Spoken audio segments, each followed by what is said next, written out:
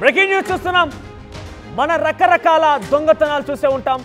వాహనాలను చోరీ చేయడం, కార్లను చోరీ చేయడం, లారీలను చోరీ చేయడం చూసే ఉంటాం. కొన్ని సందర్భాల్లో అక్కడిక్కడ మనం సోషల్ మీడియా కూడా చూసే ఉంటాం. ఆ ట్రైన్ బోగీలను కూడా విభాగాలుగా విభజించి దొంగతనం చేసిన సందర్భాలు కూడా చూసాం. కానీ నాకు కొంత ఆశ్చర్యం వేస్తోంది. ఇక్కడ ఒక వ్యక్తి అంబులెన్స్ని దొంగతనం చేశాడు. హైదరాబాద్ విజయవాడ హైవే పైన ఇప్పుడు ఆ అంబులెన్స్ హల్చల్ చేస్తోంది. సినీఫక్కీలో అంబులెన్స్ దొంగతనాన్ని చేశారు తెలంగాణ పోలీసులు. హయత్ నగర్లో సన్ రైజ్ హాస్పిటల్ ముందు 108 అంబులెన్స్ను చోరీ చేశాడు వ్యక్తి. విజయవాడ హైవే పైన ఆ అంబులెన్స్ దూసుకొని వెళ్ళింది. హయత్ నగర్ నుంచి పోలీసులు వెంబడించారు. చిట్యాల వద్ద అంబులెన్స్ని ఆపడానికి ప్రయత్నం చేసినా కూడా అంబులెన్స్ ఆగకపోవడమే కాక ఏఎస్ఐ జాన్ రెడ్డి పైన కూడా కొంత ఆయన ఢీ కొట్టి అక్కడి నుంచి పారిపోయాడు అంబులెన్స్ దొంగలించిన వ్యక్తి. అంబులెన్స్ని పట్టుకొని ఇక కొర్లపహాడ్ టోల్ గేట్ను కూడా ఢీ కొట్టి పారిపోయాడు. ఇక టేకుమట్ల స్టేజీ వద్దకు చేరేసరికి పెద్ద ఎత్తున లారీలను అడ్డుగా పెట్టి అక్కడ ఎస్ఐ కేతపల్లి ఎస్ఐ శివతేజ ఆ అంబులెన్స్ని పట్టుకున్నాడు, ఆ దొంగని పట్టుకున్నాడు. ఒకసారి మనం చూద్దామా అక్కడ జరిగినటువంటి ఆ చేజింగ్ దృశ్యాలు చూద్దాం. ఇక్కడ ఎస్ చివరిగా ఇక్కడ చూడండి చేజింగ్ సంబంధించి దృశ్యాలు. అది ఒక టోల్ గేట్ ఉంది, అయినా కూడా ఆకుండా అక్కడ అంబులెన్స్ చాలా వేగంగా వెళ్తూ ఉంది. కొంతమంది వ్యక్తులను కూడా మీరు గమనించవచ్చు, అటు ఇటుగా పరుగులు తీస్తున్నారు, అడ్డుగా నిలబడే ప్రయత్నం చేస్తున్నారు, అంబులెన్స్ వెనకాల పరుగులు పెడుతున్నారు. ఇక్కడ మీరు చూడొచ్చు అంబులెన్స్ ఇక్కడ వస్తుందేమో అని భయపడుతూ పక్కపక్కకు జరిగే వారంతా కూడా చాలా వేగంగా ఎక్కడ ఆగకుండా చాలా వేగంగా అంబులెన్స్ని దొంగతనం చేసుకొని వెళ్ళారు. సో కొంత ఆశ్చర్యం వేస్తోంది, కొంత అనుమానం కూడా కలుగుతోంది. అంబులెన్స్ స్టోరీ పైన మరిన్ని అప్డేట్స్ మా ప్రతినిధి రమేష్ అందిస్తారు. రమేష్, సో అంబులెన్స్ స్టోరీకి సంబంధించి అప్డేట్స్ తెలుసుకునే ముందు ఒకసారి అక్కడ అంబులెన్స్ ఏ రకంగా దొంగతనం జరిగింది, అంబులెన్స్ దొంగలించిన వ్యక్తి అనుమానిస్తున్నటువంటి ఆ వ్యక్తి ఏం చెప్తున్నారో ఒకసారి మనం చూద్దాం.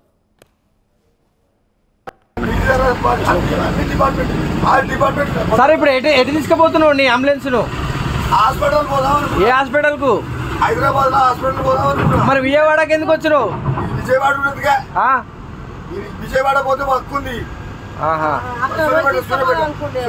ఏం పేరు నీ పేరు?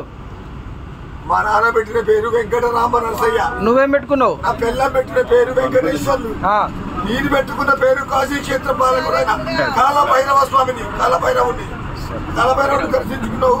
నువ్వు ఎట్టిపోయి నువ్వు శంకరుని మాలేసుకున్నావా? నువ్వు ఎడిపోవాల్సిన అవసరం లేదు. కైలాసమేనా? కైలాసం నీ పొందబోతావు. కేసు రాగానే మాకేమని వచ్చిందంటే బస్లో అన్కాన్షియస్ పడిపోయింది అని కేసు వచ్చింది. ఎల్బినార్ పిఎస్కి ఆపోజిట్ అని చెప్పారు. పిఎస్కి వెళ్ళి ఆపోజిట్ పోయి చూస్తే పేషెంట్ కింద హెడ్ ఇంజూరీ ఉంది. ఆమె కింద దింపి స్ట్రక్చర్ మీద ఎక్కించుకొని వాళ్ళ ఇంటి వాళ్ళకి ఫోన్ చేస్తే ఐదున్నరలో ఉన్నాము, ఇక్కడ తీసుకురండి అని వాళ్ళు చెప్పారు. అక్కడ తీసుకెళ్ళాం, సన్ రైజ్ హాస్పిటల్ తీసుకురమ్మని వాళ్ళు చెప్పారు. ఆ హాస్పిటల్ కాడ తెచ్చి రివర్స్ చేసి పెట్టి లోపలికి వచ్చేలోపు ఇతను ఎత్తుకొని పోయాడు. అన్నోన్ పర్సన్ ఆయన. మేము హాస్పిటల్ ముంగట ఉన్నాడు, కాళ్ళు కట్టుకొని ఉన్నాడు ఆల్రెడీ.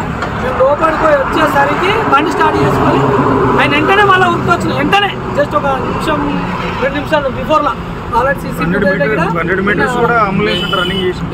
తర్వాత మా బండి తీసుకొని బండి తీసుకొని సార్ వాళ్ళకి అందరికి ఇంటిమేషన్ ఇచ్చి జీపీఎస్ స్టార్ట్ చేసి పోలీస్ వాళ్ళకు ఇంటిమేషన్ చేస్తే చెవుటుప్పల కాడ ఆల్రెడీ పంతంగి తుల్లెక్కడ వచ్చి తప్పించుకున్నాడు. దాని మధ్యలో ఇంకో ట్రాఫిక్ పెట్రోలింగ్ బండి ఎస్ఐనో కానిస్టేబుల్ తెలియదు, ఆయనకు కూడా గుద్దిండు. మాకు ఇట్లా జరిగిందని మా కొలీగ్ ఫోన్ చేశాడు. ఫోన్ చేయగానే నేను ఇమ్మీడియట్లీ రెస్పాండ్ అయ్యి అబ్దుల్లాపూర్ మెట్రో రోడ్ పట్టుకొని వస్తున్నా. మామూలుగా ఇట్లా ఏమైనా పోయిండేమని మా సార్ వాళ్ళకి ఫోన్ చేస్తే మా సార్ వాళ్ళు ట్రాకింగ్ చేస్తూ ఇదే రూట్లో పోతుంది, అదే రూట్లో వెళ్ళిపో బండి వెనకాలని చెప్తే దాంతోపాటు వచ్చేసిన. దాంతోపాటు మన పంతంగి టోల్ ప్లాజా వాళ్ళకి ఫోన్ చేస్తే వాళ్ళు బండి ఆపడానికి ప్రయత్నం చేశారు. బండి ఆపడానికి ప్రయత్నం చేస్తే వాళ్ళు రాంగ్ రూట్లో వచ్చేసి అక్కడ టోల్ ప్లాజాను క్రాస్ చేసుకొని వచ్చిండు. మళ్ళీ అది దాటంగానే మన నగరకెళ్ళకు టేకుమట్లకు వీళ్ళకు పోలీసు వాళ్ళకు ఇన్ఫామ్ చేశాము. ఇన్ఫామ్ చేయగానే శివతేస్తారు వాళ్ళ బృందం వచ్చి మనకి టేకుమట్ల కాడ బండిని ఆపారు. ఆపడానికి ప్రయత్నం చేస్తే అతను రాంగ్ రూట్లో వెళ్ళిపోదామని చెప్పేసి అటు పోయి అక్కడ ఆ గుంతలు వేసేసాడు. రైట్, ఇక్కడ మనకు అందాక అంబులెన్స్లో కనిపించిన వ్యక్తే దొంగగా ఆరోపిస్తున్నారు అక్కడ సిబ్బంది. ఎందుకంటే కొంత డీటెయిల్స్లోకి వెళ్తే కనుక ఆయనకేదో కింద పడిపోయాడు, తలకు చాలా బలమైన గాయమైంది, కాలుకు కూడా రక్తస్రావం అవుతోంది. కొంత సమాచారం అందుకున్నటువంటి అక్కడటువంటి సన్ రైజ్ హాస్పిటల్ ఇక అంబులెన్స్కి ఫోన్ చేశారు. అంబులెన్స్ వచ్చేసరికి ఎల్బీనగర్ సన్ రైజ్ హాస్పిటల్ కూడా అంబులెన్స్ తీసుకొచ్చారు. లోపలికి వెళ్ళి స్ట్రెచ్చర్లు ఏదైతే తీసుకొద్దామని వచ్చే లోపే ఇక్కడ మనకు స్క్రీన్ పైన కనబడుతున్నటువంటి ఈ వ్యక్తే అంబులెన్స్ని స్టార్ట్ చేసుకొని పరుగులు తీశారు. అప్పటికే ఆయన గాయం కూడా అయింది. మీరు చూడొచ్చు, కొంత బ్లర్ కూడా వేసాం మేమంటే అక్కడ ఆయన రక్తస్రావం అవుతోంది. అయితే ఇక్కడ ఆయన చెప్తున్న పేర్లు చూస్తున్నాం మనం. నీ పేరేంటి అని అడిగితే మా నాన్న పెట్టిన పేరు వెంకటరామనరసయ్య, భార్య పెట్టిన పేరు వెంకటేశ్వర్లు, తనకు తాను పెట్టుకున్న పేరు కాలభైరుడు అని చెప్తున్నాడు. అంటే ఆయన మతిస్థిమితం చూస్తే కొంత అనుమానం కూడా వేస్తోంది. ఏం జరిగింది ఏంటి అని మరిన్ని అప్డేట్స్ మా ప్రతినిధి రమేష్ అందిస్తారు. రమేష్, సో ఏం జరిగింది? ఆ వ్యక్తికి గాయాలైనని చెప్పి గమనించినటువంటి అంబులెన్స్ సిబ్బందికి సమాచారం రావడంతో ఆయన తీసుకెళ్లి హాస్పిటల్ అడ్మిట్ చేయడానికి వెళ్ళిన నేపథ్యంలోనే ఆయనే ఏకంగా అంబులెన్స్ దొంగతనం చేసుకుని వెళ్ళాడు. అప్డేట్స్ ఏంటి, ఏం తెలుస్తున్నాయి?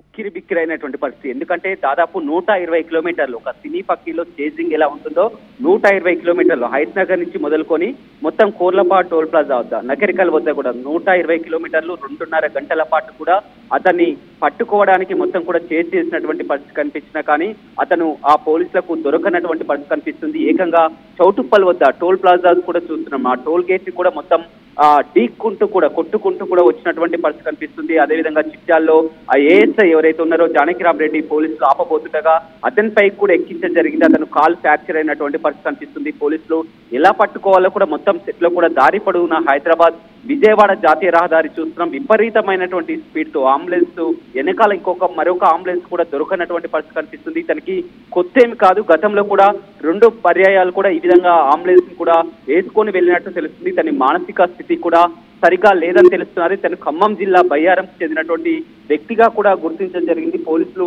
ఎలా పట్టుకోవాలని తీరా చివరికి ఏం చేశారంటే మొత్తం కూడా హైవేపై లారీలను అడ్డు పెట్టడం జరిగింది. టేకుమట్ల బ్రిడ్జి వద్ద కూడా లారీలన్నీ కూడా అడ్డు పెట్టడంతో దాన్ని తప్పించబోయి కూడా పక్కనే ఉన్నటువంటి కల్వర్ట్ తో ఆ గుంతలో పడినటువంటి పరిస్థితి మనం విజువల్స్ లో కూడా చూస్తున్నాం. ఎట్టకేలకు లారీలను అడ్డు పెట్టడంతో దాన్ని తప్పించబోయి కూడా పక్కనే ఉన్నటువంటి ఆ బ్రిడ్జిలో పడినటువంటి పరిస్థితి కనిపించింది. పోలీసులు ఊపిరి పీల్చుకున్నటువంటి పరిస్థితి కనిపిస్తుంది. కానీ మొత్తం మీద చూడొచ్చు 120 కిలోమీటర్ల డిస్టెన్స్ అంటే కూడా మనం అర్థం చేసుకోవచ్చు. హైత్ నగర్ నుంచి మొదలు పెట్టుకొని హైత్ నగర్, చౌటుప్పల్, చిట్యాల, నాకట్పల్లి, నకరికల్ వరకు కూడా ఎవరికి చిక్కకుండా మొత్తం కూడా పోలీసులు సెట్ లో మీ వైపు ఒక అంబులెన్స్ వస్తున్నది, అంబులెన్స్ దొంగ ఎత్తుకెళ్తున్నారు, పట్టుకోవాలని కూడా వారిని అంతా కూడా అలర్ట్ చేసినా కానీ వారు రోడ్డుపై బైఠాయించినా కానీ వారికి ఎదురెందుతూ కూడా ఢీకొట్టున్నట్టు సంఘటన కూడా చూడడం జరిగింది. చిట్యాల ఏఎస్ఐ కూడా ఇతన్ని పట్టుకునే క్రమంలో కూడా కాలుకు ఫ్రాక్చర్ అయినటువంటి పరిస్థితి కనిపిస్తుంది. పోలీసులు ఎట్టకేలకు అతన్ని పట్టుకోవడం జరిగింది. అయితే అతని మానసిక స్థితి సరిగా లేదని తెలుస్తుంది. గతంలో కూడా 2 పర్యాయాలు ఈ విధంగా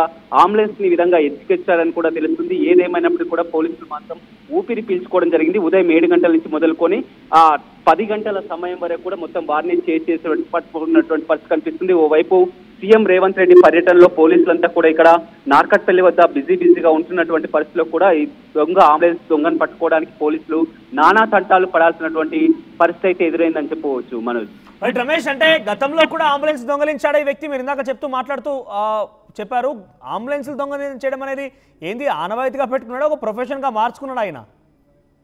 మొత్తం మీద అతను ఆ దొంగ కాదు, కానీ అతను మానసిక స్థితి సరిగా లేక కేవలం అంబులెన్స్లని టార్గెట్ గా చేసుకున్నటువంటి పరిస్థితి కనిపిస్తుందని చెప్తున్నారు. గతంలో కూడా 2 పర్యాయాలు కూడా అంబులెన్స్ని ఎత్తుకెళ్లడం జరిగింది. ఈ రోజు కూడా అంబులెన్స్ ని సన్ రైజ్ హాస్పిటల్ వద్ద నుంచి కూడా ఎత్తుకెళ్లినటువంటి క్రమమే అతను కేవలం అంబులెన్స్ ని ఎందుకు టార్గెట్ చేస్తున్నారో కూడా తెలియనటువంటి పరిస్థితి. అతని మానసిక స్థితి అయితే సరిగా లేదని అతని మాటల్ని బట్టే తెలుస్తుంది. అతని పేరు అడిగినా కానీ రకరకాల పేర్లు చెప్పడం జరిగింది. తాను పెట్టుకున్నటువంటి పేరు కాలభైరవ అని కూడా చెప్పడం జరిగింది. మొత్తం కూడా అతని మానసిక స్థితి అయితే సరిగా లేదు. కానీ ఏదేమైనప్పటికీ కూడా పోలీసులు ఊహించలేదు, ఎవరు కూడా ఊహించలేదు. ఎందుకంటే మామూలుగా దొంగతనాలు పలు రకాల దొంగల్ని కూడా చూడడం జరిగింది, పట్టుకోవడం జరిగింది. దాదాపు వాళ్ళు ఒక 10 నిమిషాల వ్యవధిలోనే ఒక 10 కిలోమీటర్ల వ్యవధిలోనే పట్టుకుంటారు. కానీ ఈ అంబులెన్స్ వెనకాల మరొక అంబులెన్స్ కూడా దీన్ని చేసుకుంటూ వచ్చినా కానీ ఆ డ్రైవర్ తో కూడా మాట్లాడినా కానీ మేము ఇంత స్పీడ్ ఎప్పుడు వెళ్ళలేదు, మొదటిసారిగా చూస్తున్నాం. అతన్ని పట్టుకోవడానికి ఎంతో ఇబ్బంది పడడం జరిగింది. పోలీసులు కూడా గాయాలైనటువంటి పరిస్థితి కనిపిస్తుంది. అసలు ఏం జరుగుతుందో కూడా తెలియదు. మొదటగా అతని మానసిక స్థితి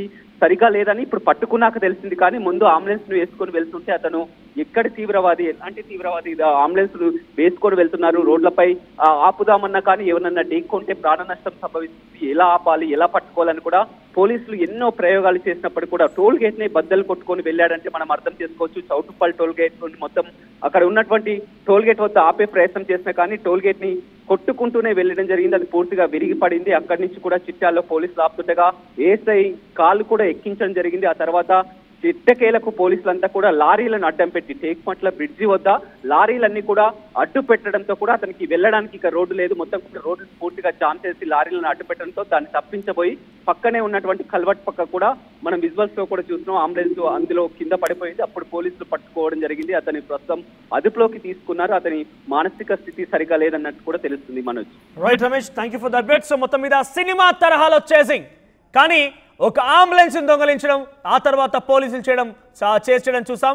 ముందుగానే ఇక్కడ చెప్తున్నటువంటి వివరాల ప్రకారంగా చూస్తే కనుక మనకు ఇక్కడ కనబడుతున్న వ్యక్తి, మొదటి బాక్స్లో కనబడుతున్నటువంటి వ్యక్తికి అప్పటికే మానసిక స్థితి కరెక్ట్గా లేదు. ఆయన కొంత అనారోగ్య పాలయ్యారు. తన తలకి బలమైనటువంటి గాయం తగిలింది, కాలికి కూడా గాయం తగిలి రక్తస్రావం అవుతోంది.